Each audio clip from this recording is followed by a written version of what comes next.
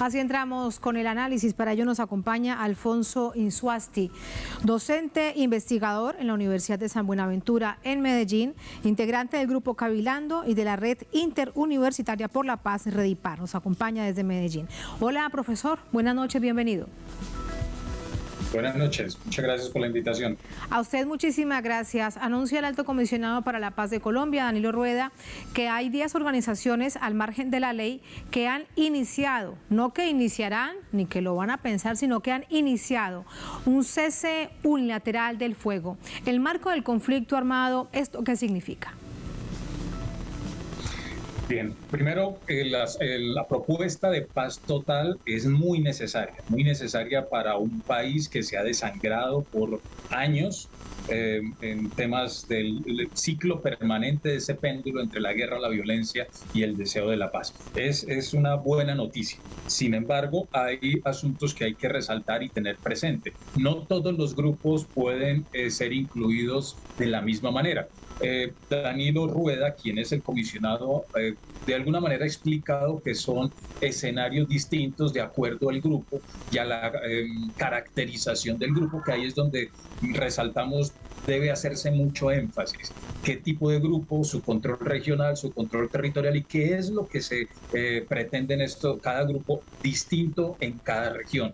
Y ahí él habla de tres asuntos, uno de diálogo, otro de negociación, asuntos distintos, diálogo con los grupos que no tienen una orientación ideológica política, negociación con los grupos que tienen una orientación ideológica y política. Ahí hay una clave también de lectura, pero en últimas lo importante es que se sienta ese avance en las regiones, porque el recrudecimiento del conflicto armado viene en una curva de ascenso desde después de la firma del acuerdo de paz con las FARC, precisamente por la actitud del gobierno anterior. Pero esa curva sigue en ascenso y eso hay que tratarlo y trabajarlo de manera abierta al público y también decidida. Vamos a revisarlo detalladamente, profesor.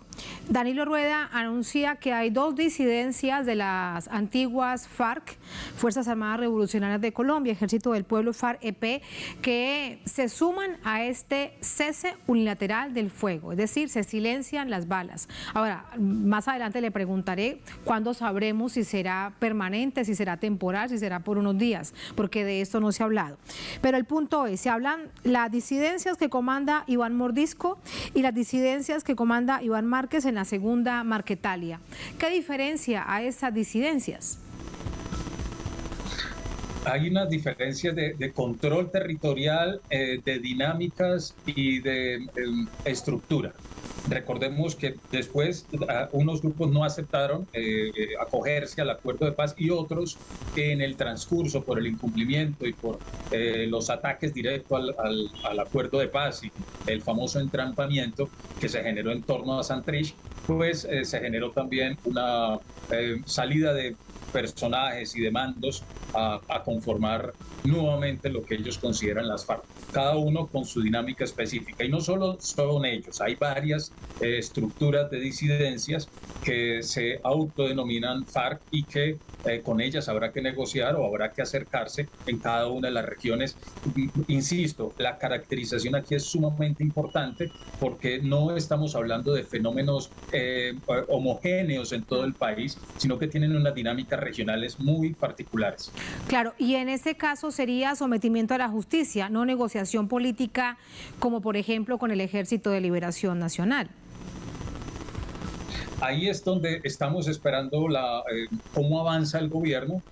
Creeríamos que sí habría una suerte de negociación, pero es lo que nosotros estamos observando. Eso le corresponderá al Estado, al presidente, a Danilo, con sus equipos de trabajo, poder determinar el carácter y la caracterización del grupo. En este caso, por lo que ya ha ocurrido, por el entrampamiento de la paz y por lo que ha ocurrido con el no cumplimiento del acuerdo de paz, demás, pues creemos que al menos estas disidencias tendrían un carácter de negociación, más no solo de diálogo. Y los grupos que presentan, sobre todo de las oficinas, como las catalogan, serían de diálogo, más no de negociación. Claro, pero estos calificativos como las oficinas son grupos sicariales al servicio del narcotráfico o de grupos paramilitares que si quieran ingresar no deberían tener carácter de negociación política, sería sometimiento a la justicia. Sí, por eso hablo de la diferencia entre diálogo, y tendrán que dialogar, pero otra cosa es la negociación. Diálogo y negociación, dos asuntos distintos. Diálogo y ¿qué se dialoga allí? Los términos del sometimiento, las penas y también los términos de la transición en términos de resocialización o penas alternativas, o etcétera. Ese será un asunto que tendrán que construir. Y aún así en las oficinas también tienen características distintas estos grupos de acuerdo a la región, que a Cali, Medellín, elementos comunes, pero tienen características distintas y vínculos distintos, porque también acuden a una suerte de outsourcing, es decir, de prestación de servicios a grupos paramilitares. La lógica del paramilitarismo continúa en el país, y eso también hay que tenerlo allí sobre la mesa para transitar hacia una paz total. Es complejo, pero es necesario. Tremendamente complejo. Antes de pasar al tema del Clan del Golfo y autodefensas de la Sierra Nevada de Santa Marta, para que ustedes vean la complejidad en lo que se ha convertido el conflicto armado interno y ni qué pensar la complejidad para las comunidades rurales que no saben quiénes son aquellos que les producen tanto dolor, sobre el tema de las disidencias de las FARC. ¿De qué manera se debe identificar? Por lo que han hecho en las regiones en estos años, sobre todo, por ejemplo, las denuncias que han estado vinculadas a organizaciones criminales y de narcotráfico. Un ejemplo es el departamento del Cauca. Sí, ahí hay una disidencia en específico. Y en el Pacífico, no solo es una, son varias que hay en el Pacífico, y como reitero, hay que caracterizarlas. Un asunto claro será su intencionalidad, y claro, será cruzado con variables que tendrá que establecer también el comisionado de paz en términos de cuál es la normatividad que se les aplica. Por ahora están identificadas dos con las que ya hay un acercamiento y con las cuales se avanza en un cese unilateral. Estamos hablando de entre el grupo y el gobierno, pero entre los grupos en sí, ahí es donde tenemos también la duda. Los procesos de cooptación territorial seguirán entre los grupos, y ellos seguirán confrontándose.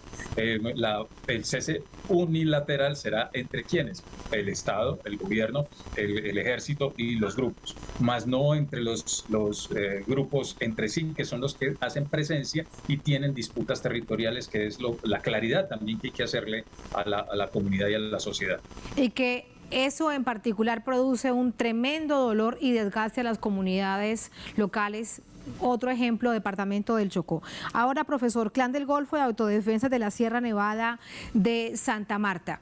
¿Cuál es su opinión con respecto a ellos? De los 10, el comisionado Danilo Rueda habla de estas dos, que son grupos paramilitares o neoparamilitares. Hay que precisar, y tú lo estás diciendo, hay que precisar es la continuidad del paramilitarismo. Y por ello, bueno, estos dos grupos en específico, y dentro de ellos su estructura organizativa, por ejemplo, el caso del Clan del Golfo, su estructura, cuáles regiones le van a hacer caso con quienes se negoció este cese unilateral, porque su dispersión y lógicas territoriales y avances en corredores estratégicos del país en términos de la cooptación de las rentas ilegales, en términos de minería, en términos de cultivos de coca, pues están ahí y ellos van avanzando. Entonces, habría que especificar, hay que tener apertura, tener esperanza, pero tener una mirada crítica. Esto es muy complejo. El Clan del Golfo no es una unidad como tal.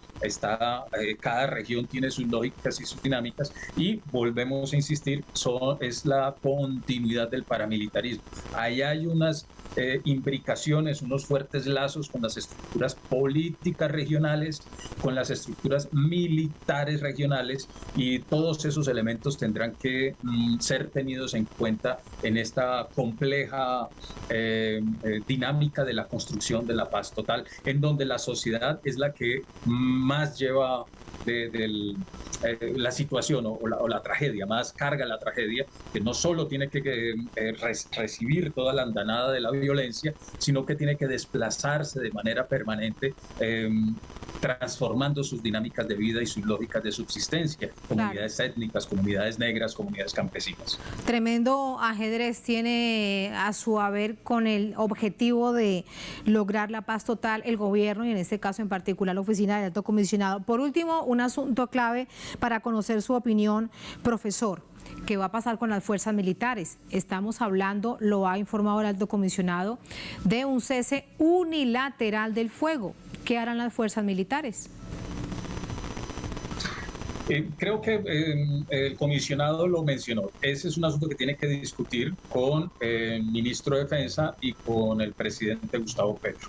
¿Qué va a suceder allí? Y sigo insistiendo, debe ser un asunto muy quirúrgico, es decir, saber qué regiones, cuál grupo y cuál caracterización del grupo.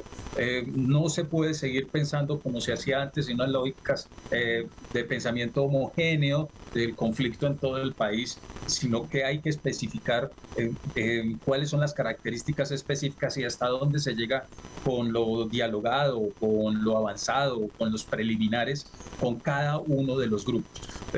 No puede ser, lo insisto, homogéneo, y también las organizaciones sociales deben jugar un papel primordial en la construcción de estos avances, y claro, son las que conocen los territorios y las que conocen las dinámicas, y a ellos y a ellas es a quienes hay que escuchar de manera directa. Profesor, muchísimas gracias por ese análisis muy interesante, y hay que quedan preguntas por hacerle para entender esta complejidad. Será una próxima oportunidad. Gracias, muy buenas noches. Gracias a ustedes y estamos atentos. Muchísimas gracias.